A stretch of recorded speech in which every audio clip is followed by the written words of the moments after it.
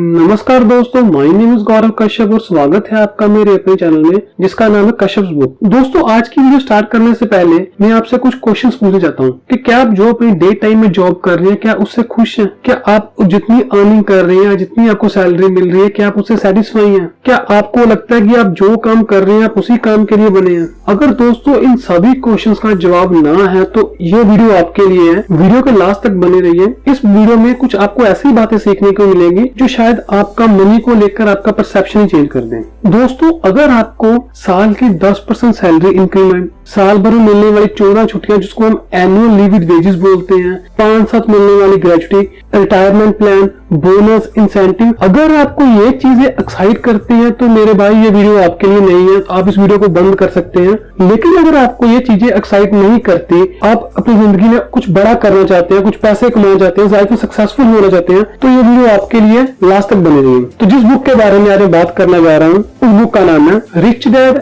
And poor dad by Robert Kiyosaki. Robert जो कि इस बुक के राइटर भी हैं और इस बुक के मेन कैरेक्टर भी हैं, वो बुक की शुरुआत में कहते हैं कि उनकी लाइफ में उनके 2 फादर हैं, एक रिच डैड है और एक पुअर डैड है। एक्चुअल में जो पुअर डैड है वो उनके रियल फादर हैं और जो रिच डैड है वो उनके बेस्ट फ्रेंड माइक के फादर हैं। उनके दोनों फादर का जिंदगी जीने का तरीका अलग है, दोनों की अपनी लाइफ के परसेप्शन बिल्कुल अलग अलग है। लेकिन जो उनके रियल फादर हैं वो हमेशा फाइनेंशियली स्ट्रगल करते हैं, जो कि एक स्कूल में टीचर की जॉब करते हैं और उनकी काफी लिमिटेड सी सैलरी है। और इंस्टेड जो उसके रिच डैड हैं, जो कि माइक के फादर हैं, वो अपनी लाइफ में सेल्फ एम्प्लॉयड है, उनका काफी अच्छा बिजनेस है, उनके अंडर काफी एम्प्लॉयज काम करते हैं। तो रॉबर्ट कहते हैं कि उन्होंने अपनी बहुत छोटी एज में ये बात सीख ली थी कि अगर उन्होंने जिंदगी में पैसा कमाना है, अगर उन्होंने जिंदगी में सक्सेसफुल होना है तो वो रिच डैड की बातों को फॉलो करेंगे, अपने पुअर डैड की बातों को फॉलो नहीं करेंगे। दोस्तों, हमें स्कूल में कभी भी पैसे के बारे में नहीं पढ़ाया जाता। मनी नाम का कभी भी कोई सब्जेक्ट नहीं होता। हमें स्कूल में ऐसी बातें, ऐसे सब्जेक्ट पाए जाते हैं जो शायद हमारी जिंदगी प्रैक्टिकली उन बातों को बहुत कम यूज कर पाते हैं। हम सभी अपनी लाइफ में पैसे के बारे में जितना भी सीखते हैं वो अपने माता पिता से या अपने बड़ों से सीखते हैं और कहीं ना कहीं शायद वो भी अपनी लाइफ में फाइनेंशियली स्ट्रगल कर रहे होते हैं। जैसे रॉबर्ट के पुअर डैड है जो कि स्कूल में टीचर की जॉब करते हैं और बहुत कम सैलरी है उनकी, वो अपनी जिंदगी को लेकर खुश नहीं है, वो अपनी लाइफ में काफी स्ट्रगल कर रहे हैं। तो इसी प्रकार से हम अपनी लाइफ में हम जो बातें पैसे को लेकर सीखते हैं वो अपने पेरेंट्स से सीखते हैं और जितनी नॉलेज उनको पैसे के लेकर है वही बातें वो हमें बताते हैं। इस बुक में कुछ ऐसी बातें बताई गई है जो शायद एक सक्सेसफुल और रिच पर्सन अपनी फैमिली मेंबर्स, अपने बच्चों को बताते हैं जो शायद एक मिडिल क्लास और पुअर बच्चों को नहीं पता होती। तो वो कौन सी बातें हैं आइए सीखते हैं।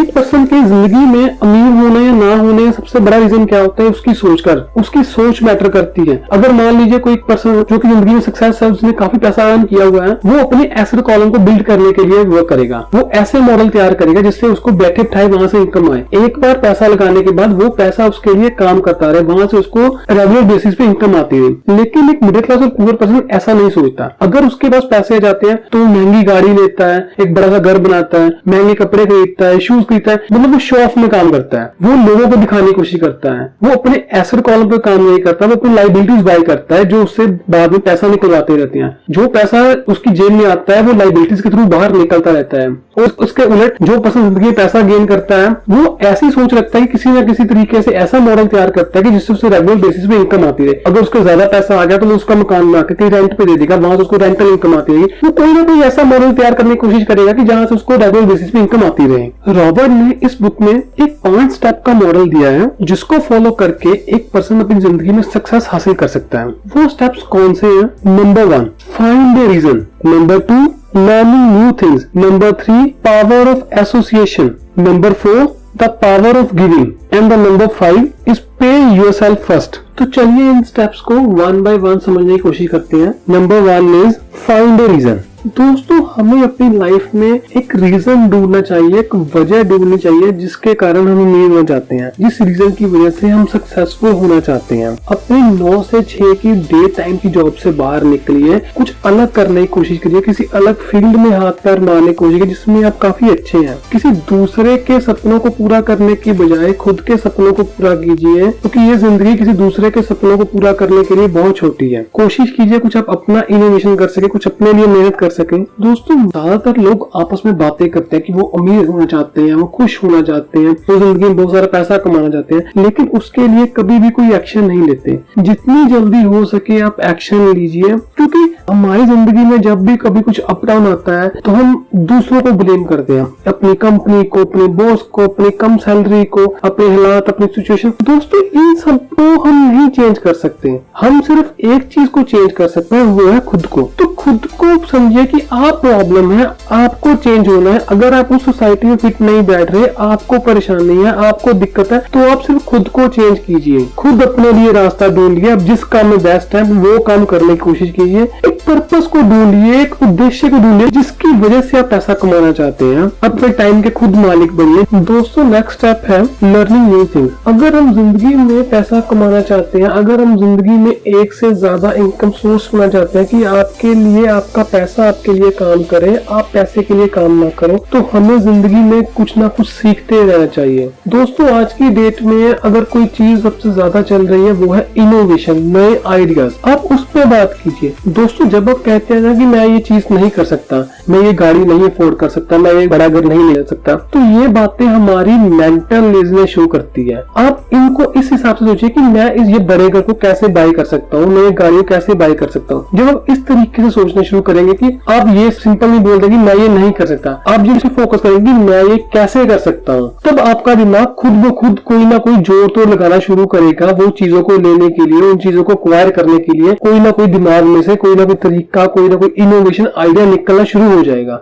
जितने भी लोग दुनिया में अमीर और सक्सेसफुल हुए हैं उन सब में एक बात बहुत कॉमन है, वो लोग बहुत बुक्स पढ़ते हैं, वो लोग अपनी जिंदगी में कुछ ना कुछ नया सीखने के लिए हमेशा रेडी रहते हैं। दोस्तों financial literacy is the key to success. दोस्तों ये जरूरी नहीं होता कि हमारी सेम स्किल के साथ जब हम अलग अलग डिपार्टमेंट या अलग किसी और कंपनी में शिफ्ट करते हैं तो हमें उस हिसाब से पैसा मिले। मान लीजिए कोई पर्सन है जो कि फाइटर जेट प्लेन उड़ाता है और वहाँ उसकी सैलरी काफी अच्छी है, लेकिन जब कभी वो वहां से रिटायर होने के बाद किसी डोमेस्टिक एयरलाइन में पैसेंजर प्लेन उड़ाएगा तब उसकी सैलरी वैसी नहीं होगी जैसी उसकी सैलरी फाइटर जेट प्लेन में थी। दोनों में वो उड़ा प्लेन ही रहा है, लेकिन अलग डिपार्टमेंट अलग होने की वजह से, लाइन अलग होने की वजह से उसकी सैलरी में काफी फर्क आ जाता है। इसीलिए रॉबर्ट इस बुक में कहते हैं कि हमें जिंदगी में अलग अलग चीजें सीखनी चाहिए। दोस्तों कभी भी एक्टिव इनकम पर्सन को अमीर नहीं बनाती, पर्सन को अमीर हमेशा पैसिव इनकम बनाती है। अब इन दोनों में फर्क समझिए। जब आप जॉब पे जाते हैं तो वहां से आपको पैसे मिलते हैं, that is called active income. लेकिन जब आपका पैसा आपके लिए काम करता है, जब आपके एसेट कॉलम आपके लिए पैसा जनरेट करते हैं, मतलब कि जब आप उस जगह पे फिजिकली प्रेजेंट नहीं भी है तब भी वहां से आपको पैसा आ रहा है, that is called passive income. दोस्तों अलग इनकम सोर्स जरूर रखिए,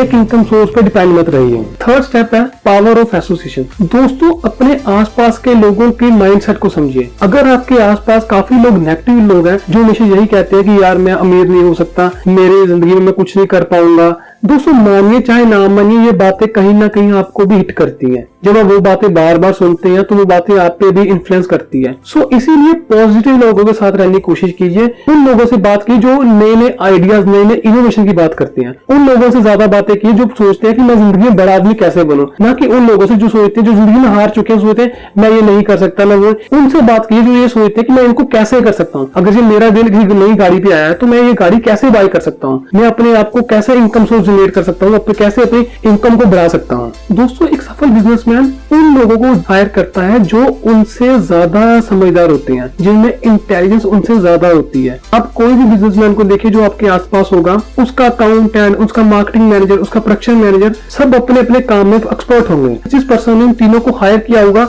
वो पर्टिकुलर फील्ड में एक्सपर्ट नहीं होगा, जितनी नॉलेज उन तीन बंदों को होगी, लेकिन उस पर्सन को एक बात की नॉलेज होगी कि अपने काम को कैसे बढ़ाना है, उन तीन आदमी से कैसे काम लेना है। जितने भी सक्सेसफुल पर्सन हुए हैं और वो सब कोशिश करते हैं कि अपने से ज्यादा इंटेलिजेंट पर्सन को अपने लिए हायर करें। नेक्स्ट स्टेप है द पावर ऑफ गिविंग। दोस्तों इस स्टेप को आप इस बात से समझ सकते हैं, इस कहावत के साथ जोड़ सकते हैं जो आपने सबने सुनी होगी, कर भला तो हो भला। रॉबर्ट कहते हैं कि जब उन्होंने अपनी कंपनी की सेल इंक्रीज करनी होती है, जब उनकी मार्केट उनके अगेंस्ट चल रही होती है, तो वो किसी दूसरे पर्सन की हेल्प करते हैं उसके सेल टारगेट अचीव करने में। तो कभी ना कभी घूम के उनके टारगेट भी अचीव हो जाते हैं।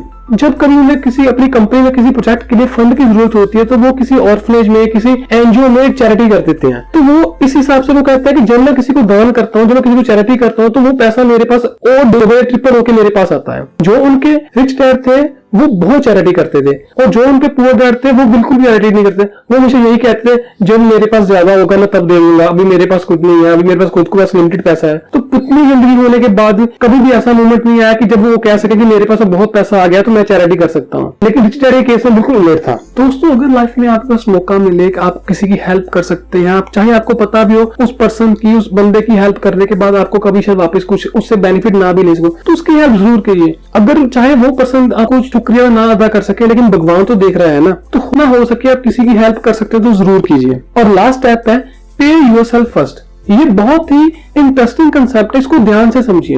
अपने आप को पहले पे कीजिए। हम क्या करते हैं, जब हमारी सैलरी आती है, हमें कहीं से इनकम आती है, तो हमारे खर्चे पहले ही फिक्स होते हैं। हमें पता होता है घर के राशन का खर्चा इतना है, मैंने जो ईएमआई देनी है वो इतनी है, अगर किसी पर्सन से मैंने पकड़े हैं, उससे उधार लिया है तो उसको मैंने पे करना है। हमारे पास जो बच जाता है वो हमारे पास रहता है, तो हम अपने आप को सबसे लास्ट में पे करते हैं। अपने आप को सबसे पहले पे कीजिए। जब आप खुद को पहले पे करेंगे तो उस पैसे को किसी जगह पे इन्वेस्ट करने की कोशिश कीजिए। दोस्तों, अपने लिए जब आप एक से ज्यादा इनकम सोर्स बनाने की कोशिश करेंगे तभी आप सक्सेसफुल हो पाएंगे। एक जगह से इनकम सोर्स पे डिपेंड होकर आप जिंदगी में सक्सेस हासिल नहीं कर सकते। जब आप खुद को पहले पे करने के इस बारे में सोचेंगे तब आपको दिक्कत आएगी। पहले 1-2 महीने आपके पास फंड की कमी होगी, आप सोचेंगे कि मैंने जिस बंदे को देने मैं उसको देने के लिए पैसा नहीं है। जब थोड़ा सा प्रेशर आप पे भी क्रिएट होना आना शुरू होगा तो उस प्रेशर को पॉजिटिव वे में लें। आप कोई ना कोई क्रैश कोर्स करेंगे कि उस पैसे से जो आपने अपने आप को दिया है उससे आप और मनी प्रोड्यूस करने की कोशिश करेंगे। दोस्तों, पैसिव इनकम ही एक पर्सन को सबसे ज्यादा सक्सेसफुल बनाती है,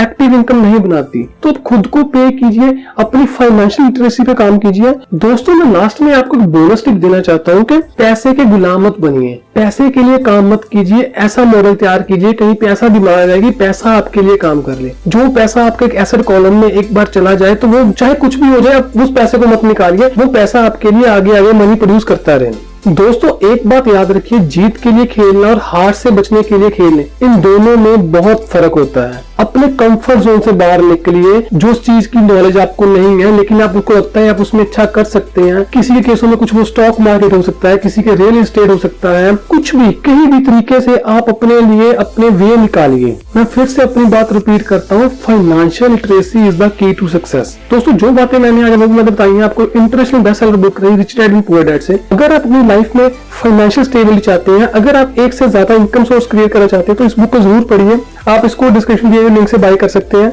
और वीडियो को लास्ट तक देखने के लिए थैंक यू।